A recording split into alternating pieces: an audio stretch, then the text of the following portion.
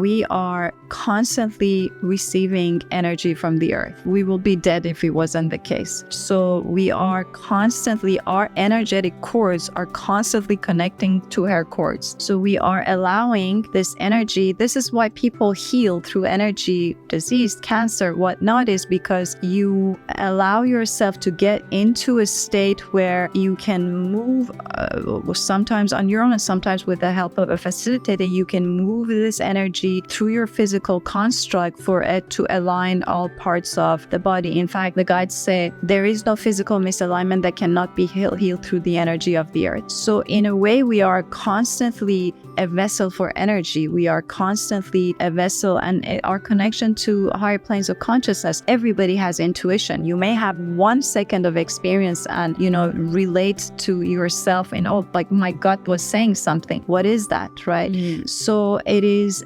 getting out of the way and allowing for energy, guidance, life force, flow, love to move through us.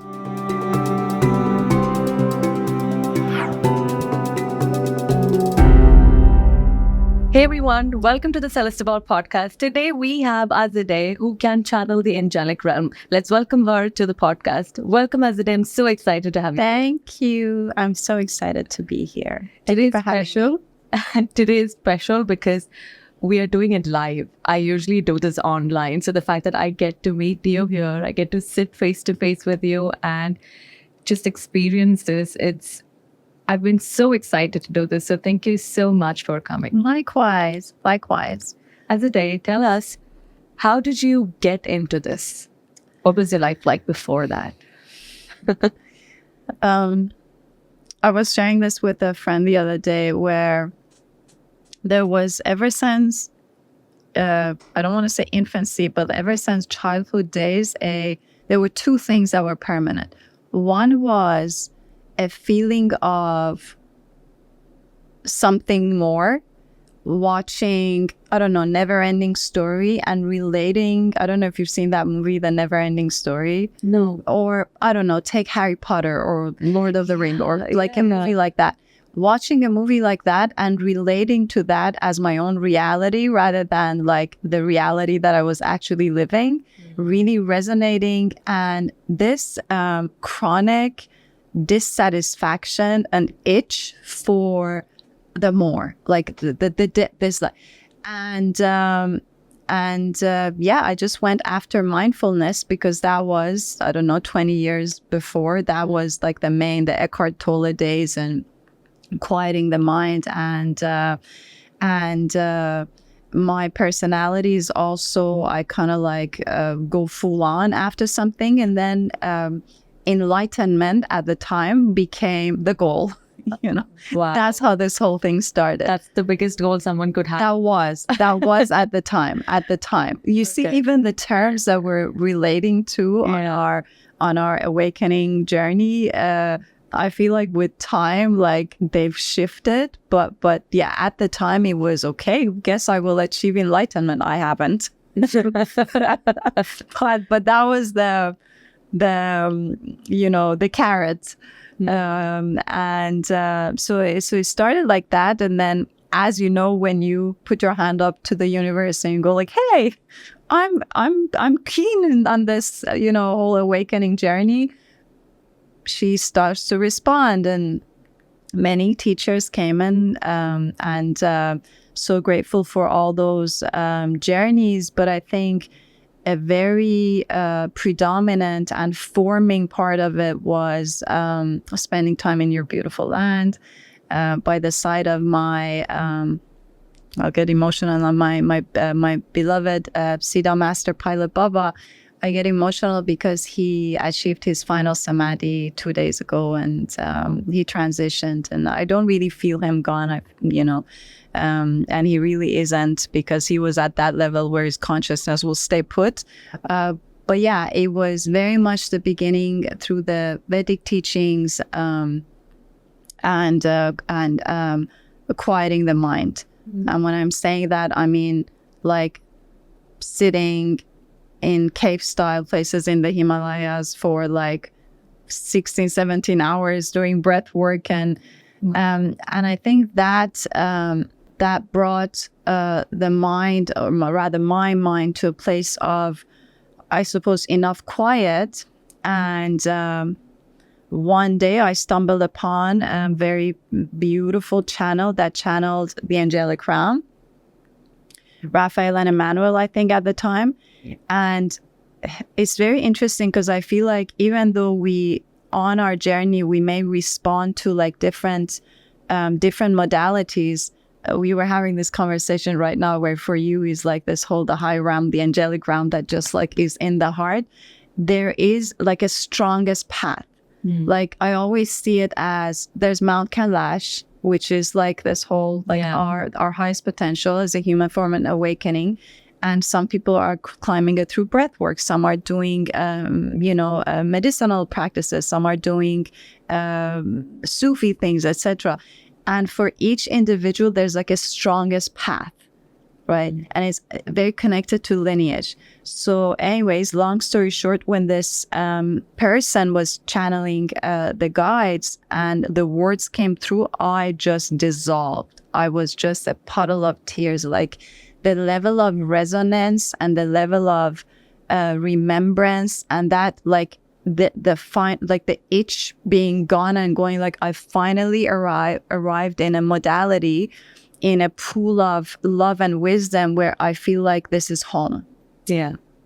You know, when you said that you were chasing all of these different things and you were into Harry Potter and Lord of the Rings and all of that, it was similar for me, you know, when I was in school, I heard this word, nirvana, and I had no idea what it meant. I don't know what it means, but I just held on to that word. And I'm like, when I have children, I want to name it that, because it's just that, right? It was only this year that I got to know that nirvana means enlightenment, or that's what it means. And then it's like last year when I watched this one video of Matthias de Stefano, he was talking about the different planes of existence. And then it's like, you know, when you said that you came across that channeler who said those words to you, I was like, finally, this is what I'd been looking for. Right. Because I kept doing so many different things and I go all in, right? I find something, I read books about it and go all in. And then it's like, nah, this is not what it is. But when it came to this whole, I don't even know what topic this is, right? I don't even know. I'm just saying, I'm just into wacko stuff. And I don't know what this is. Esoteric. You can say esoteric. Okay, esoteric sounds good. So you get into all of this and it's like, finally, I have arrived at the destination. Now let's get more clarity on that. So I understand when you say that, when you said that, when you spoke about your teacher, right? What were those teachings, some of those teachings that really made a difference to you? Yeah, share it with us. I think his name, I'm gonna use the word is, because to me my teacher is eternal. His name is Paila Baba, and he's actually from India. And I remember he came to Dubai, and I went to I think it was a diksha. I went to it, and there was something, you know how you can't put your finger on something, but you know that this individual, there is a pull, like it just, and then he announced that he's doing something in Haridwar in his ashram, and I went, as I do, you know, to all corners of the world on the quest of beautiful, right? And I remember a friend of mine had asked for a seed of Rudraksha. Her Rudraksha was lost, right? Mm-hmm. So she told me, Azadeh, when you go to Babaji, this is what we call him, can you ask him to replace mine or give me another one? And I just went to the teacher, and he's sitting, and I pay my respects, and I'm about to utter the words, Babaji, can I have another? And before me saying anything, he had his, So for me, when I see something like that, I don't go like, oh, wow, like, how does he do this? I'm like, oh, wow, I'm going to get myself to the point, if this is possible in human form, I'm going to do it. You know what I mean?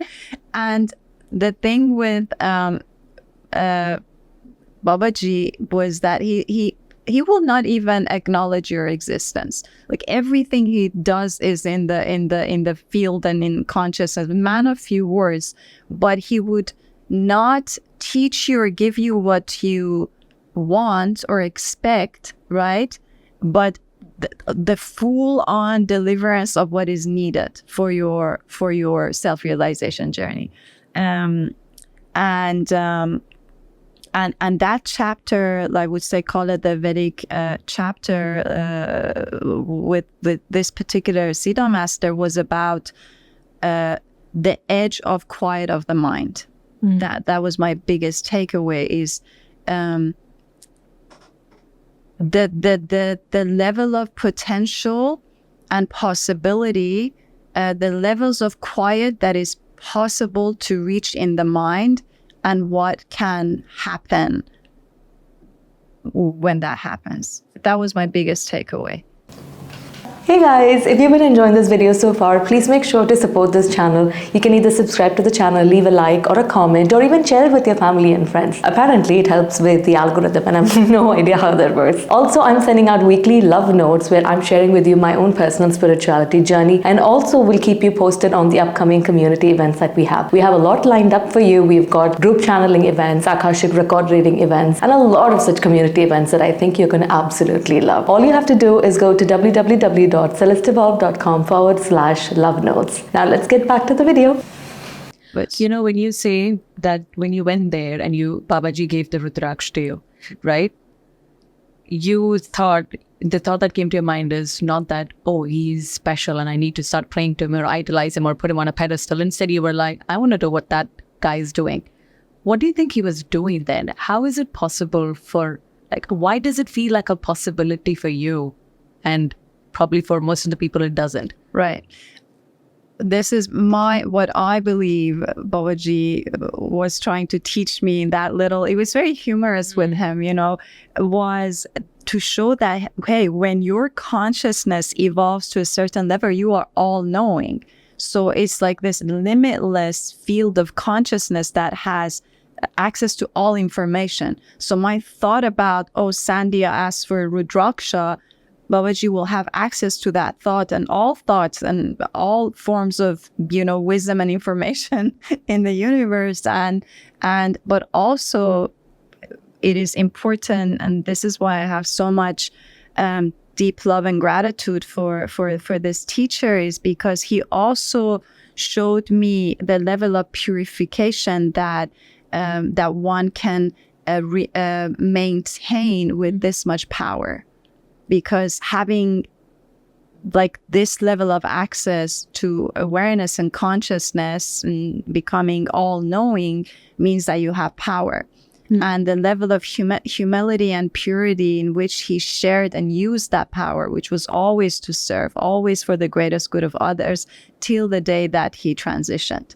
I learned these two things from him. That there was no need in him to impress in that moment, right? Because there can be a lot of posturing of he would manifest things out of his hands, and this, we have this a lot in certain lineages, but he had no need to impress, but it was really just it created an opening in my mind of what is possible. I took away a lot that day in that little interaction. When you said that he didn't have to impress you, I remember the story of this monk. There's a story of this monk who wants to cross the river.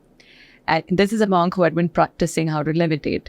So he is trying to show the other guy that, watch me cross this bridge. So he's levitating and he's crossing the bridge over to the other side. And then the guy is just not impressed. He's like, how many years did it take for you to do that? He's like, 20 years. Watch me cross the bridge. And he just crosses the bridge. He just walks and takes the bridge and he just goes over. Right? So one of the questions that I had in mind every time I see people who do that is it possible for you to have these powers and still do something, know that you have the powers and use it against humanity? Isn't possible. Will they lose the power? If I were to ask the guys this question, they would always talk about this neutrality of light and darkness coexisting. For a lot of us who want to awaken further and different gifts surfacing and different abilities is, hey, love, like you're going to see all the light, but you're also going to have visibility to the other side, and almost like the necessity of one existing for the other. And yes, of course, it's possible and we don't have to go far, but the way higher consciousness even speaks to this, because for us in the spiritual community, we have power of discernment, we have power of observation, and we look at different people and we go like, well, there's a level of purity here and authenticity and integrity that I feel like I'm called to learn from this person and trust this person. And then there's kind of energetic iffiness around another person. And that's just like, a vibe where we use our own intuition and discernment. But the way higher consciousness speaks to this is that even that individual that is misusing the power is in their learnings. If you pay attention, all those iffy situations, very seldom they take the power away, because even in that misuse of power, that is that soul's learning and contribution to collective consciousness. But to answer your question, yes, it's possible. No, it's that's possible. a beautiful answer. Because possible. that's true. I don't think anyone who has ever done something which had a negative effect thought they were doing negatives. At the end of the day, they all thought they were doing it for the greater good. They just didn't know what the consequences were at that point. So it is possible. Can I just add one more thing? I think this is a really good pathway to share this, is that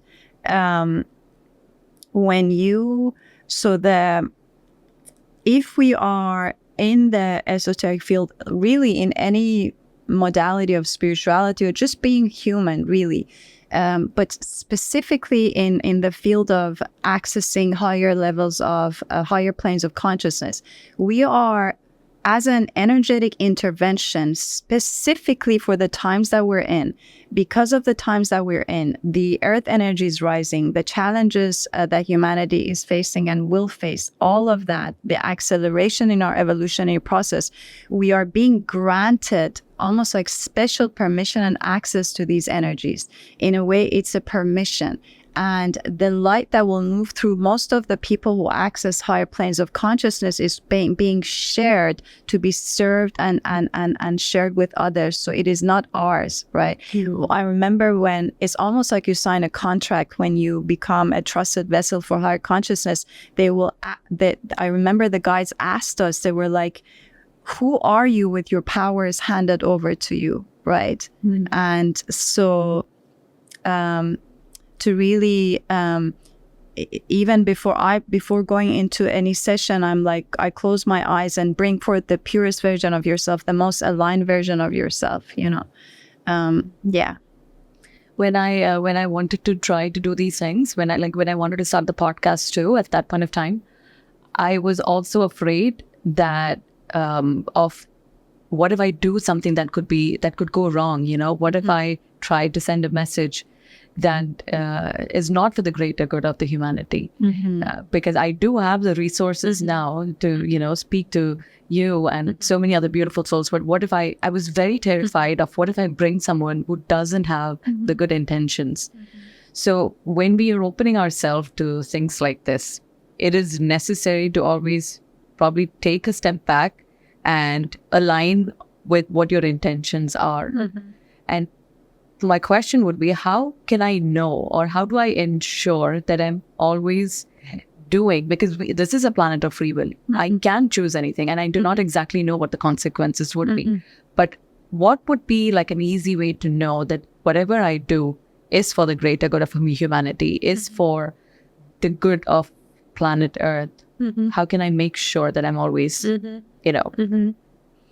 I remember when the guides gave me the green light to share, I was, I actually had to ask when they said, we will now support you with the energy and the wisdom to share this work. I actually had to ask, do you mean share on Facebook? I didn't even know like the level of trust that was in me. I didn't have in myself. And so one thing I would say is that we are being asked to step up, all of us right now, because of the times that we're in. So we don't have to be extremely advanced in what we're doing as someone who runs a high intention podcast, or as anybody in the field of mindfulness or just like service to humanity, is to we're being asked to have that confidence and to step forth, however, simply by quieting the mind and just checking in with that purity of intention as the why, our why. First, our why am I doing this? When you ask your question from yourself, you already have that like headway answer, but also it is to know that we will make mistakes, and so long as there's purity of intention, you have quiet the mind and you've allowed your intuition to speak through, even if it's not like that perfect outcome, or you can say, well, this person was not really, there was not 1,000% resonance. For your next podcast, you've learned something, right? 100%. That's true. Every time I speak to someone, maybe I had something else, some expectation from them, but it was not as per my expectation. Right. But then 2 or 3 days later, certain things that they would have said would keep resonating, and then I would realize, okay, I understand why that person came on the podcast. It makes sense. There is also this saying in our Indian thing where if a mom feeds poison to the child will still survive, because the mother's intentions is always so powerful. I love that. Yeah. So powerful. Purity of intent, really. Yeah. This is why I said yes to you, because I recognize in you the same level of borderline obsessive passion with the esoteric, with that, like just like, and I love that in the beginning, it makes no sense. There's not enough knowing even, but there is this like voice that is just like, I just know, So I recognize that in you. Yeah, it's 100% true. I have no idea how I even am like doing this, because of course it's scary, right? To think that you're speaking to someone who can channel the angels. I mean, come on, I'm not like pure soul. I've like committed too many sins. Why would I do that? They can see through me. I love to. So there's like so much fear. But it's just this thing where it's like, like keep going. I would keep getting these sort of things, nudges here and there. Something would happen and it just went on, You always talk about how quieting your mind is important. Mm-hmm. A lot of the people struggle with quieting their mind, because when you sit down to meditate and quiet your mind, that's when your mind gets really crazy. There's too many thoughts coming up. Mm-hmm. What can we do at that point of time? The biggest misconception with the community that I've had the blessing to work with has been meditation is not for me, and I struggle with quieting my mind, and that the thing that I would say is that this is like a seed that we were given. It's innate. This is an innate ability. It's built into our DNA. And is often what happens is the judgment over the self when you go into meditation, not medication, but it is the best kind of medication. Meditation is, there is a voice that will start to judge immediately. Oh, see, you can't quiet your mind. Oh, you see, you're so fidgety and that. And then bringing that, like, kind of like the guys always say, hold yourself under the same light that I hold you. So bringing that compassion for ourselves and observes ourselves neutrally in meditation, because you are judging yourself that you cannot meditate in that moment, which is still a function of the mind. So if we even drop that and simply just connect to the breath and observe the breath and be with the breath, that in itself is meditation. So there is not a human being that has been born. The divine does not discriminate. We're all given it. That it's an innate ability, but often is that judgment of I'm not doing it right, I can't do it, etc. If we can drop that noise, we're meditating. How long do you think a person should sit down for meditation for a beginner? I mean, You say if I were to give you like my mandate for me personally is 4 hours a day, but that happens naturally because I'm doing sessions. But there's really it's you see, meditation and presence are one is the other at the same time. So there's really no length. Like 5 minutes of pure presence can be equal 10 hours of meditation is how deep we go, right? So the thing that is clear is that we all have 30 minutes a day.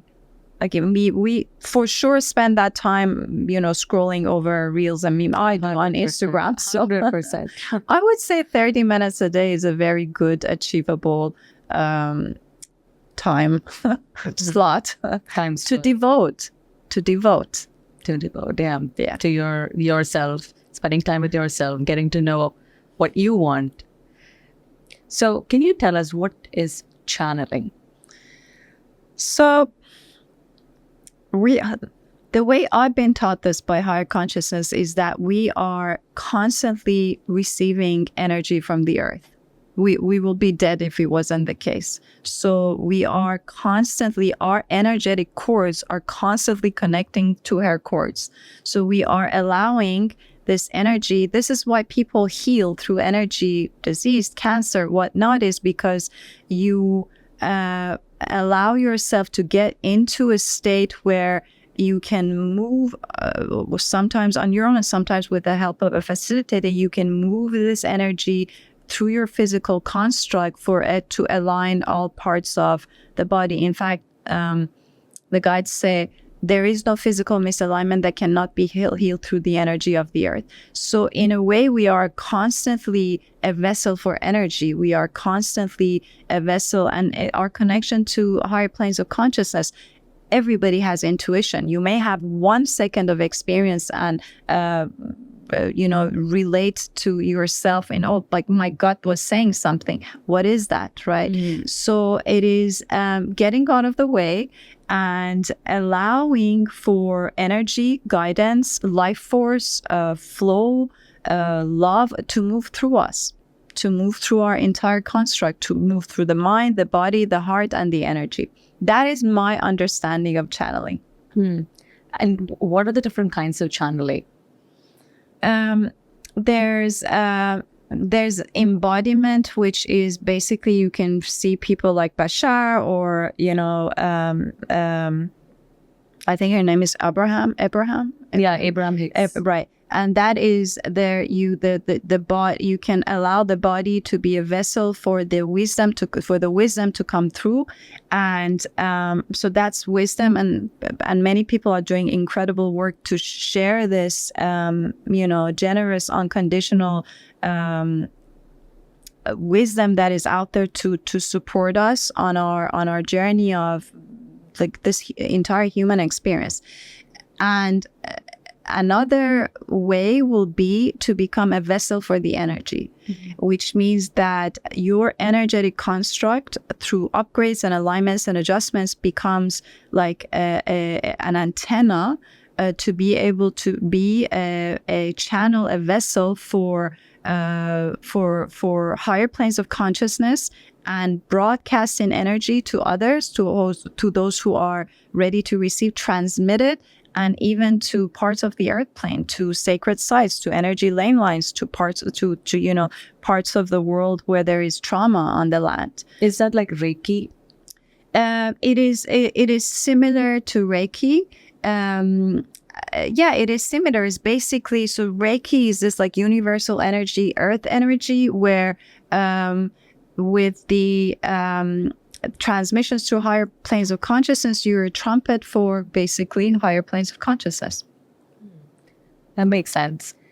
When you say you're channeling your guides, who are your guides? Can you tell us more about them? So my strongest connection is Raphael, Emmanuel, the Elohim, but I always leave it open when I open the channel saying, all divine forces, all aspects of the divine, being very specific that it is light, ascended masters, spirit guides, even galactic forces that are supporting humanity, all beings of light, all divine forces supporting humanity in this time.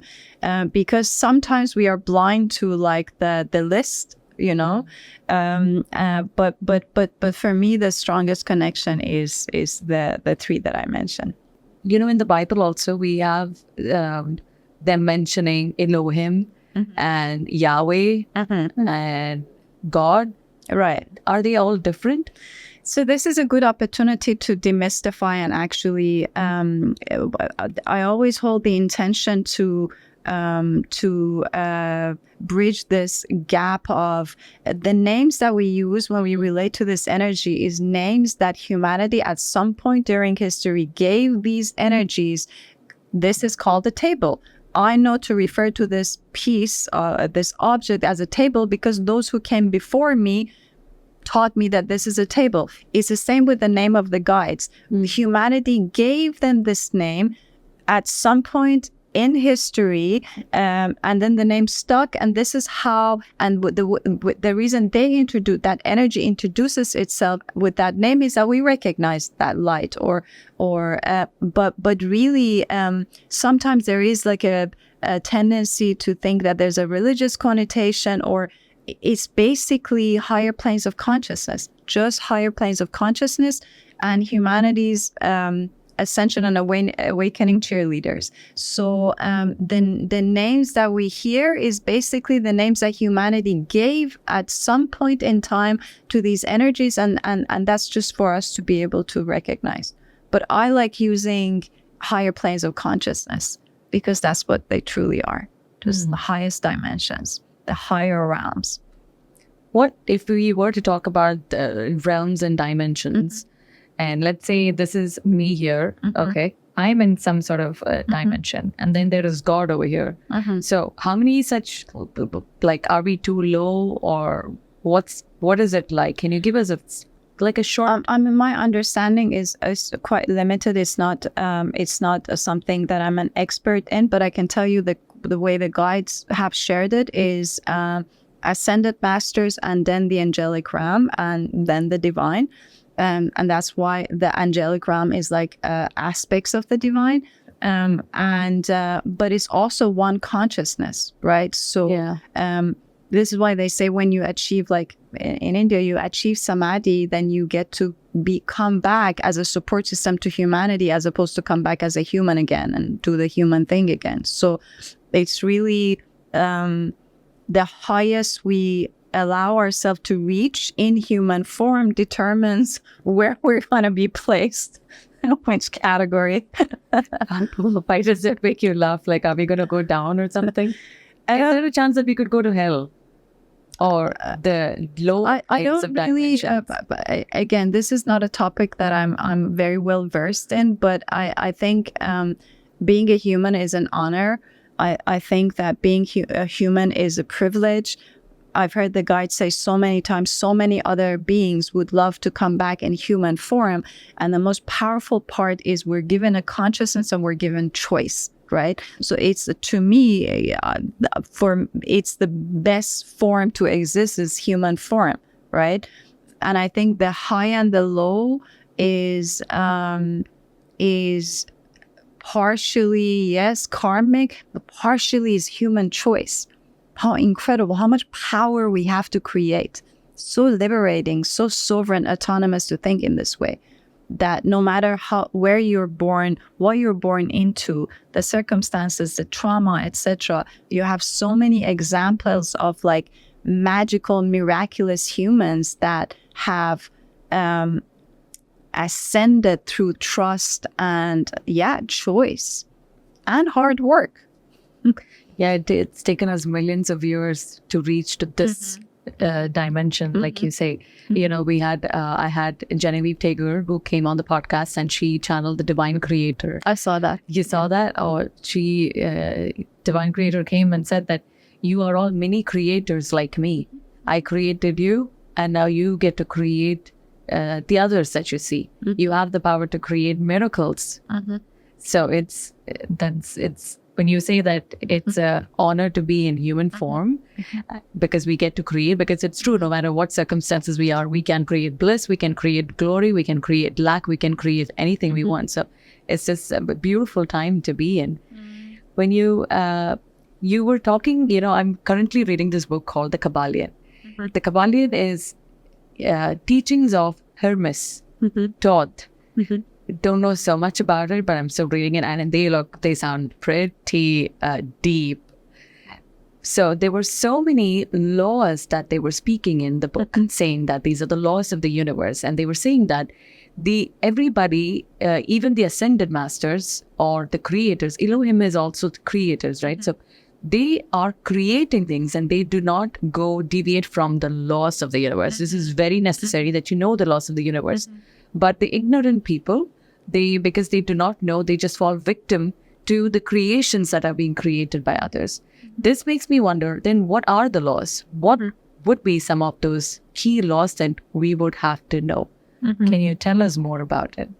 I think I'll speak to that in form of, I think you said 5 pillars, is it? Yes. And it's interesting because if you speak to anyone at the moment that is in the esoteric field, that is basically allowing themselves to become a conduit for higher consciousness, and higher consciousness is in unconditional ways sharing wisdom and support for humanity in this time.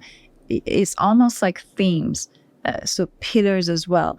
And the one fundamental core thing is this self-realization is for us to truly start to understand our 4 constructs: mental construct, physical construct, the emotional construct, energetic construct. That in itself becomes a pillar. That's why it's called self-realization, because then the core of human suffering, right, from let's say the mind or like emotion based, etc. When we break it down like this and understand that, okay, this is the mental construct, this is the mind is saying this, not my consciousness, right? So there is a consciousness of these 4 constructs. The amount of power, the amount of strength, the amount of potential, the amount of clarity that comes back to the individual is incredible. So on the grand scheme, higher consciousness is really getting us to understand all parts of ourselves in a very, very big way. That's one. Another one is around our alignment. This is the key word. This is, I would say, out of every 5 sentences, in each sentence there will be the word alignment will be used at least once. Is again, it's everything is around this empowerment of coming back to our highest potential in human form. Is when we learn to hold our alignment despite circumstances. Right. And so it's not conditional, and there's no bargaining in there, right? Is despite circumstances, again, goes back to the 4 constructs of the mind and the body and the heart and the energy, and really mastering it. Holding our alignment is if humanity is facing, let's say, around global warming challenges that we haven't seen before, which is what the guides are pointing to, not in a doomsday kind of way, but we are being told, because they don't like to give information about the future. They don't want to take the opportunity of learning away. In fact, if you are speaking to anyone who is bringing forth wisdom from higher planes of consciousness, if it is coming in a way of giving complete information about exactly what's going to happen in the future, it's in that reaction, in our individual and collective reaction to the unknown in the future, lies what they call our gift of learning, right? But so how to hold our alignment, very much connection to the energy of the earth. She will hold you. She will align you. You can, you're always held by the arms of this mother. You're always supported through higher fields of consciousness, and whatever happens is a learning. So finding our way back to trust and alignment. That's a very, very big pillar as well. Another one is remembering and truly understanding our energetic connection to her, to the earth, to energy ley lines, to sacred sites, to her life force, how we utilize this life force from food to water to the sun, etc. So how many did I mention till now? 4. And the 5th will be to get us, and if you pay attention, whenever there's a question asked in any session, like we ask questions, and the individual may ask a personal question, but the answer that is coming through is always taking us, is that answer is being shared for everybody. Yeah. So they're trying to bridge this gap that we have between like the individual and the collective, and like the oneness, right? Is to I think in a very smart way get us to see this oneness, like the thing that is the opposite of separation. You're asking me a question about love or abundance, but the answer that comes through is like constantly getting us to kind of like get that, oh, okay, we're all in this together. Yeah. It's not me, the individual. I think if I were to like narrow it down, these 5 core pillars of wisdom are very predominant in the wisdom that is coming through. No, that the last part, the 5th one that you said is true, because I was once moderating an event for Wendy Rose Williams, who was channeling Mother Mary. And one of the lady asked, I lost my job. What should I do? And that time, Mother Mary was responding saying, losing a job, being evicted from your home, all of these it would hurt because this is a choice that you did not make, someone else made. So when you said that they make it sound like a lesson for everybody who was attending the meeting, that makes sense. Every time I ask personal questions too, the answers that come through is, child, this is a lesson for everybody.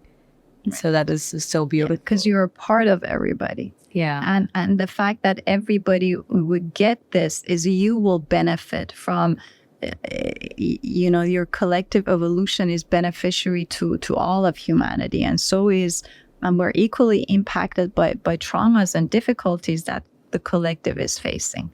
Yeah. There is one big thing I learned, because I come from an Indian family. We don't ask questions. We don't ask questions to elders, someone who is in a position like a manager, supervisor.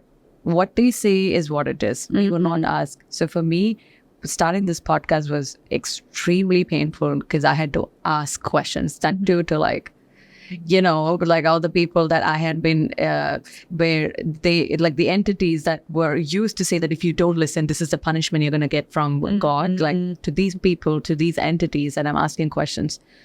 And in the process, what I learned is there is no stupid question at all.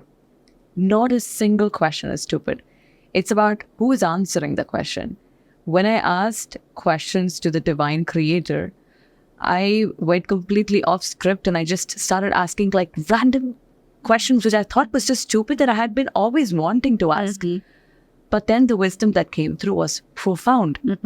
And that made me realize that there is no stupid question. Ask her questions and you will get the answers. Everybody has the same thing that they're going through. And what will happen is eventually you will stop asking higher consciousness questions, because you basically the answers that will repeat is they're going to give you the same wisdom, and you're trying to like find a way, and it will just they will maintain lovingly but the same higher perspective in many ways that we try to ask. But I don't really ask questions anymore, because in a way, and of course it's very important to ask questions where you're curious, but certain questions that we ask, we already know the answer would require continuous trust, right? And doing the work. And then there is this level of trust that comes that you just take everything as a learning. Let's say very uncomfortable, very unwelcome, very scary, challenging circumstance or situation has arise in my life, right? And your first thing is like the reacting from fear to the unknown, etc. If we pay attention and we in one moment of presence take that and go like, all right, this is here. okay, I'm not feeling comfortable with this, but it's here now. It's in my life. It is a reality that is present, that I have co-created most likely for my learning. If I choose with all the bravery in my heart to turn this into a learning, really see it as a learning, you will see that challenge, the moment we posture that reaction into, okay, I'm going to hold my alignment, I will allow the gift of this learning to be gifted to me, and I have trust that there's enough resilience and limitless probabilities and possibilities for me to, kind of wiggle my way out of like the difficulty. It evaporates. So it's an interesting thing with questions, where you're very right, because the questions that I ask is, who is right? She was right. She was wrong. I was the right one, right? See, I mean, they should actually get punished, right? But the answers that come through it's always like, everybody's right.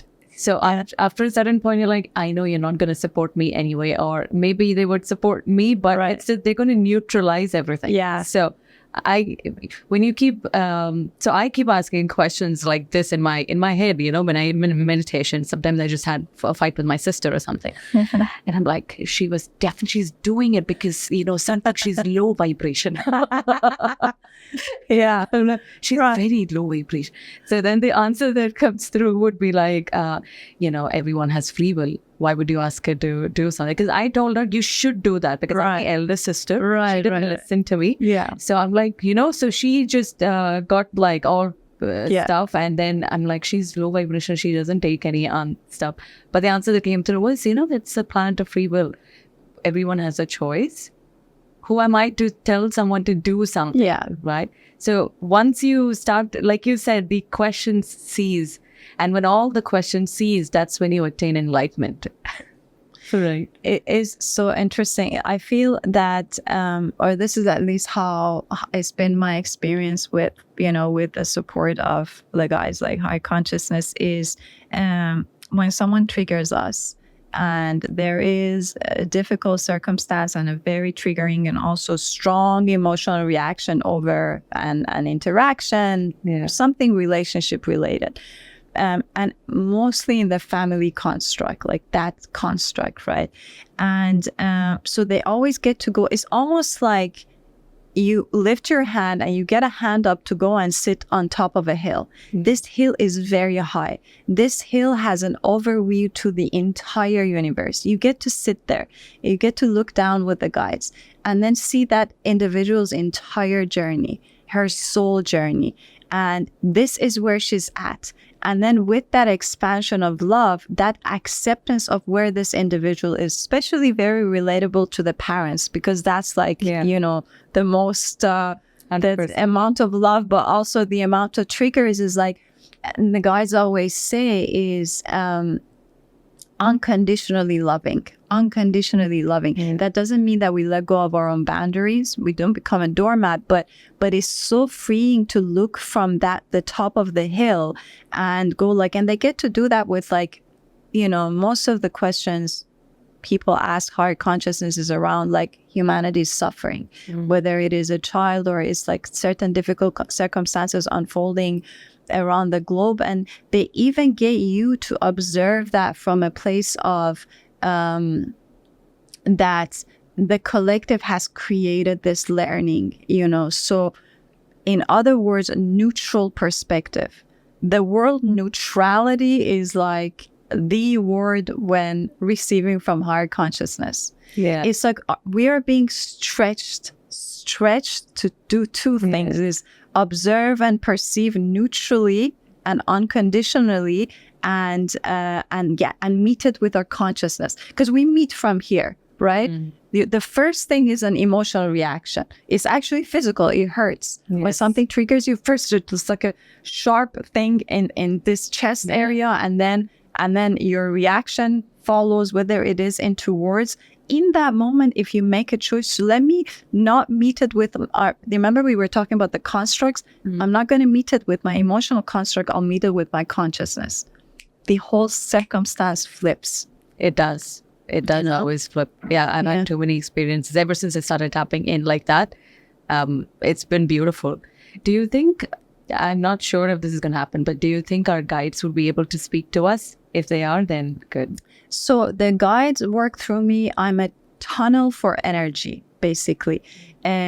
This energy that comes through is an energy that, number one, activates individuals who want to expand their gift, their connection to the earth, their connection to higher planes of consciousness, their own self-realization journey, these intentions that we hold, this seed within all of us that I just want to go like the root of my highest potential, meet my dharma in human form. The energetic transmission is always a contribution, an alignment, and adjustment. That is because our intention is heard. They know where we're at. So everything is through the energy. And me and you are going to do an energy session. And then we're going to see, what wisdom comes through. The wisdom that comes is like a knowing. Yeah. It's not like an embodiment where you look at someone like Bashar and you see like the body being. It's more of a, and I really embrace this because our guides' love language, higher planes of consciousness's love language is energy. This is how they reach us, is energy. But that's like the transformative, because the guidance in wisdom and words expands our consciousness, and there's a lot of understanding that comes, and like the higher perspectives, and we expand our perspective. So that's very much kind of here, right? Energetic impacts all of our parts, the mind, the body, the heart, the energy. So yeah. You mentioned when you were doing a channeling session, the lights started flickering or something, right? Right. But that can just be energy. Yeah, that can just be energy. There's everything in the work that we do comes in the form of energy. And what is very important for us to know is that when we hold the highest alignment, this is our protection, right? Yeah. Because you are basically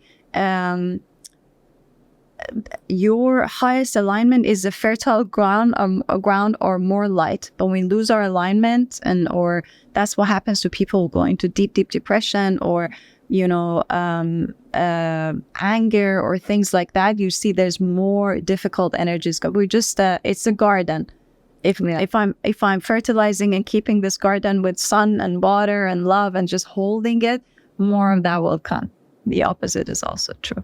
That's beautiful. Yeah. And can you tell us more about the work that you do?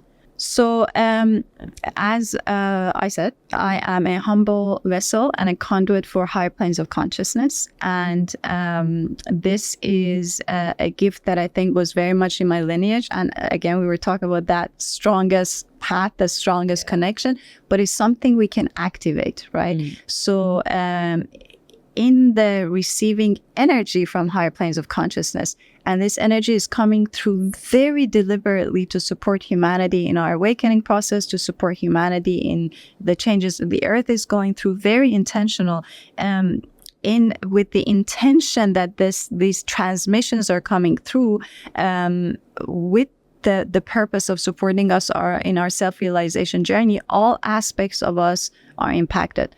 A person may sit in a transmission and have their chakras worked on, and there may be a necessity for somebody's emotional trauma, whatever is ready to move. You see, everything we hold within is a learning. And sometimes, let's say somebody may have a cyst, and after a transmission, that is gone. And that's because that person, there was no learning in the remaining of that physical challenge, right? But the one common factor in this work, which is these energetic transmissions, is always a meditation, first a guided meditation that's guided, that is to get us to the state of receptivity, right? When you come from, let's say, running around and you sit somewhere in whatever course or session you've signed up for, it takes a minute for you to ground. So the meditation is to create the optimal position within all of your parts for you to be open, for you to be able to receive. And there's a part where I'm told, I read the room with support, then okay, now we can, and then the energetic transmission, and it's very, very strong energy. almost from the first time people can feel it in terms of either electricity or warmth. You can feel this like strong current of energy moving through all of your body. And if you are present, the more you're present, the more this energy can be present with you. It's very much a gradual process. It's not a one-time thing. I mean, it's a spiritual experience to do it one time, but it's really a commitment to give permission for higher planes of consciousness to support you in the becoming of your highest potential in energetic ways. That is beautiful. So that means if someone is going through any blockages in their life, or in terms of health, or any aspect of their life, they could approach you. And then you would have, if I understood it correctly, you would have the energy transmissions. Before the energy transmission, you would have the guided meditations, and then the energy transmission. And then any blockages they have will get dispersed.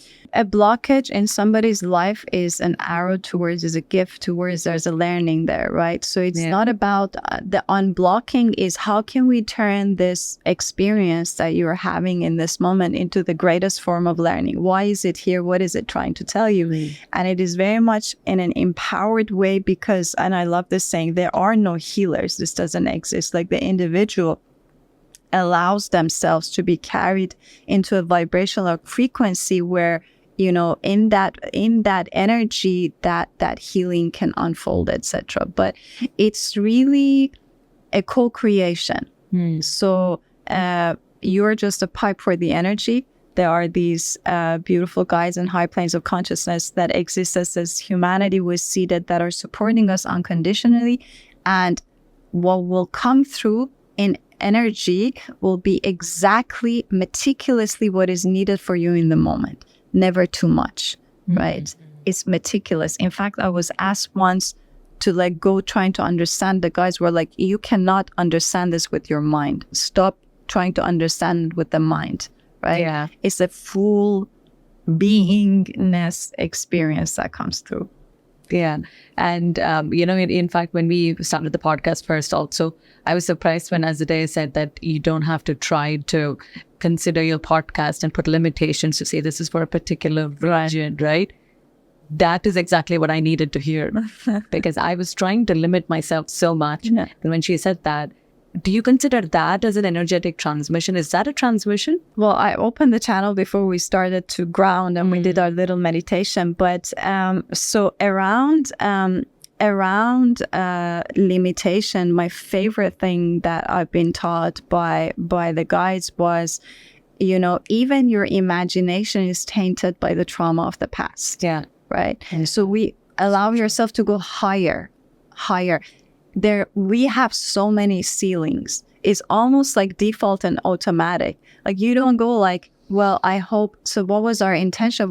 Our intention was made this podcast, like the humble, you know, our offering and service and gift love to the universe, carry the highest outcome. That's highest outcome is limitless, right? So yeah, definitely for you and for all of us. That is beautiful when you said that it is tainted by trauma, because when I think that why would anyone else in the other parts of the world want to listen to me? I'm not relatable.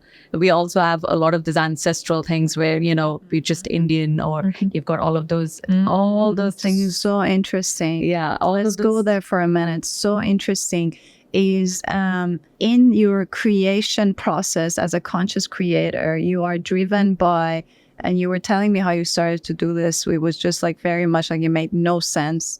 And you just created these two boards with like, you know, angelic beings. And that was so heartwarming to me. But you are following this inner knowing, and it's coming from a place of passion and a place of resonance, right? And then it is I think at some point a few years ago, I was frustrated with, like, you know, the number of people I was working with, and I was telling the guys, but you told me that like this and this, and like, and then like we also have to see that like it's so meticulous where what we're given as this playground for our service or for our creativity is matching like our capacity, right? So we work on capacity first. Like, or those belief systems first, right? So interesting. And it's healing for you. This is healing. You said something really beautiful where there is this like ancestral thing, or like around like, you know, where I come from, etc. And how empowering for you to share that. And so many people resonate with that, you know, and that's something within you that you're opening to move, to observe, to what the guide says, like to observe, to understand, and to realize. So you are aware of it, you observe it, where it came from, and if it's offered this gift of learning, this thing within you, then because you know it's a limited belief, you can let it move through you. So now we give it to the wind, we give it to where we are right now, to the towers. Yeah, it's always making me emotional when you say all of these things, right? Because it's true. Like it's like I was constricting myself, and then you just freed me from all of that.